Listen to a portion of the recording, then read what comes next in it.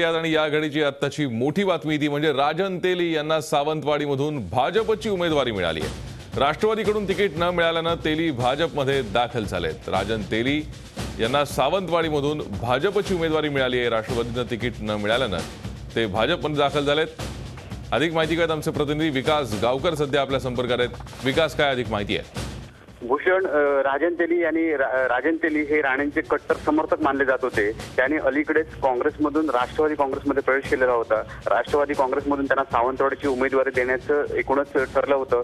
मात्र अचानक त्यांची उमेदवारी रद्द करून तिथून सुरेश दळवी यांना उमेदवारी देण्यात आली। त्यामुळे नाराज झालेल्या राजन तेली यांनी कालच अपक्ष उमेदवारी अर्ज दाखल केलेला होता। मात्र आज त्यांना अचानक भाजपने उमेदवारी जाहीर केलेली आहे। त्यामुळे राणे यांचे कट्टर समर्थक आता राजन तेली हे भाजपमध्ये दाखल झालेत आणि त्यांची उमेदवारी ही आता जाहीर करण्यात आलेली आहे। भूषण, धन्यवाद विकास या सविस्तर माहितीसाठी। आपण पाहतोय राजन तेली हे नारायण राणे यांचे कट्टर समर्थक मानले जातात। मात्र आता राष्ट्रवादीत त्यांनी प्रवेश केला होता विधानसभेच्या निवडणुकीसाठी। मात्र त्यांना तिथून उमेदवारी न मिळाल्याने राष्ट्रवादीकडून त्यांनी भाजपमध्ये प्रवेश केलेला आहे।